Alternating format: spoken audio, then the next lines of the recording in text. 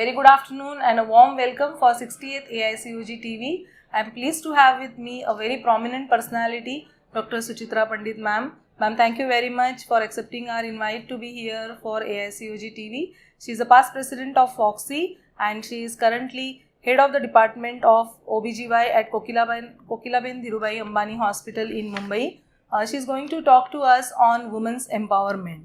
So ma'am, let me begin with the first question, that how do we achieve an woman empowerment?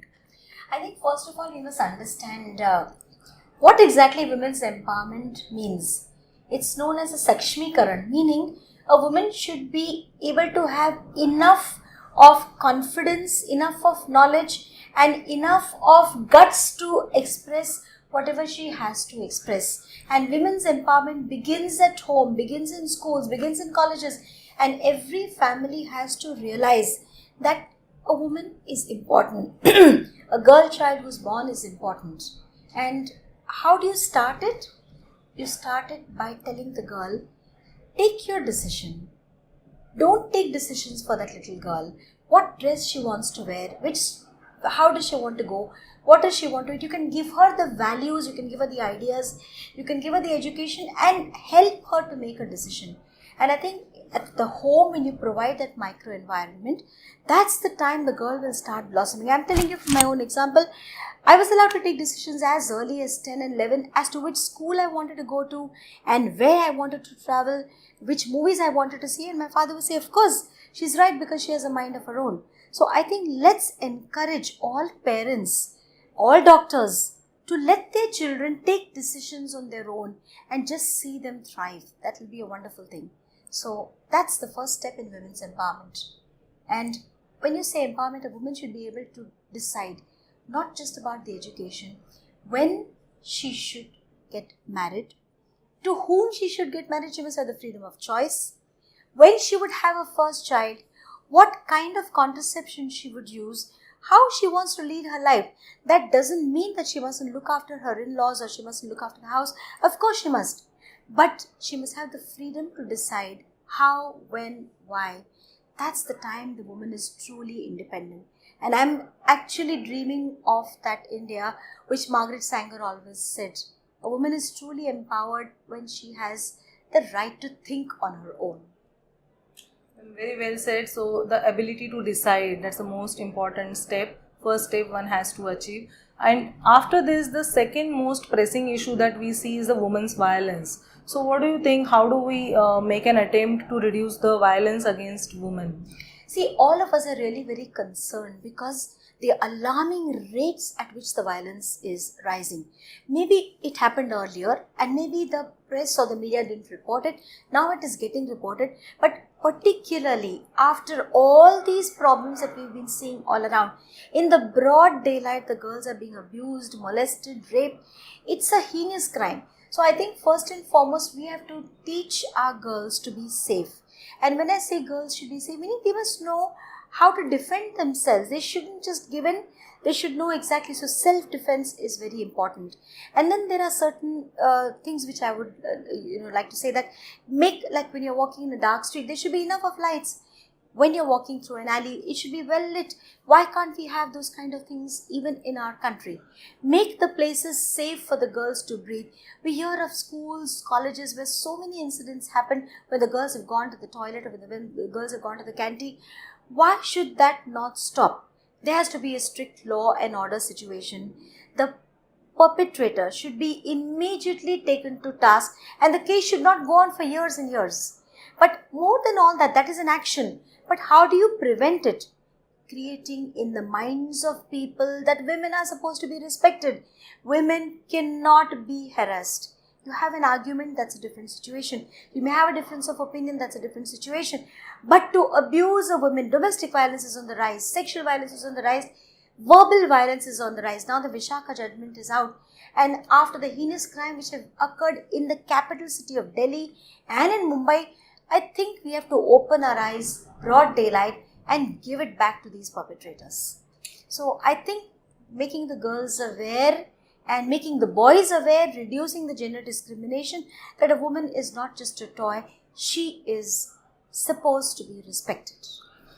Ma'am, do you have any specific platform through Foxy for such cases to be reported? Do you have or any new initiatives or initiative on a Yeah, card? the Foxy has got a violence against women, a cell which has been started just a couple of years ago. And we also have the Foxy Youth Cell. So through these cells, what we're trying to do is have workshops. One is for the doctors, one is for creating awareness in the public, where we are, as far as creating awareness in the public is, we tell people what is happening around.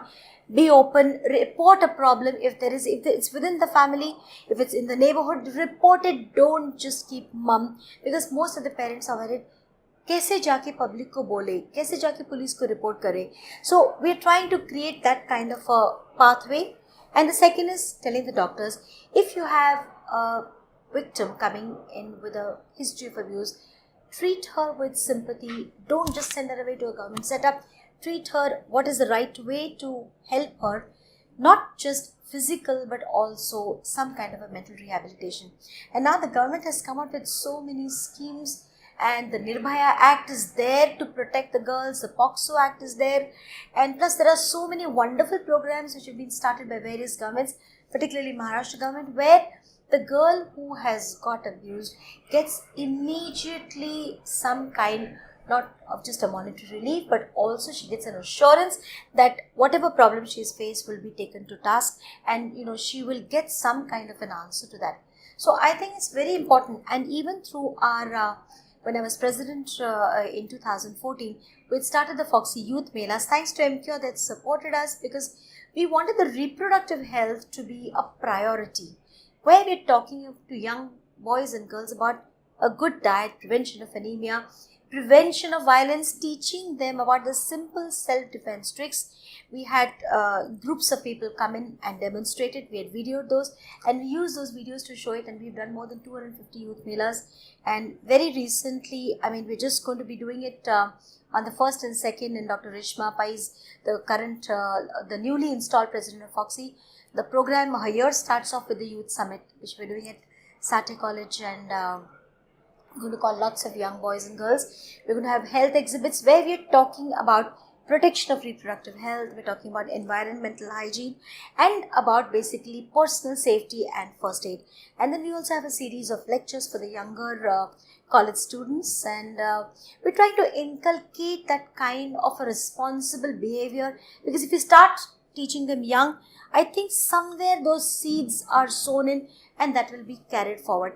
And we have also called students from municipal schools, because those are the ones which get left out many of the times. And then very interesting program, the next day we're going to have an interactive session at Wellinkers, where the young boys, girls, parents, teachers, doctors are all going to be on one platform, and they're going to be discussing on how things can be solved. And we have many more of these, and I'm sure prevention of anemia, building up good strong bones, using contraception, looking after your reproductive health, using some kind of a cervical cancer prevention vaccine, and of course, very importantly, protect yourself. So important, because if you protect yourself, you're going to protect your family too. Fantastic. Ma'am, we at MCure, we are really pleased to be partner with Foxy for such initiatives, and we definitely promise you that if there are any future endeavors, we would definitely like to go along with Foxy. And are there any specific projects that you would like to put across to the audience which are being recently started, like Beti Bachao, Beti Padhao? Would you like to elaborate on those couple of projects? We've been, in fact, in 2014, during my presidential year, we started working on with the Ministry of Health and Family Welfare, and that time the Principal Secretary and the Health Minister had talked about the, specific days of the month. 9th of every month should be a free antenatal checkup, meaning doctors from Foxy could volunteer and could offer free services to the women at the health centers. And we all had thought of it, and we said we just don't want to have a one-day checkup. We want those women who would be coming from the underprivileged areas, they should be in the mainstream and they should join the health system. And I think this project has come to fruition in Alka's year. This last year in July it was launched. the Pradhan Mantri Surakshit Matritva Abhiyan, and I'm very proud to say that it started off in my year and it came to fruition, and now many volunteers all over India. I recently attended the meeting in Bhopal, and phenomenal work is being done, particularly by Madhya Pradesh, by the southern sector, by Tamil Nadu, by Rajasthan, and I'm sure the other states will also catch in, and this will go on.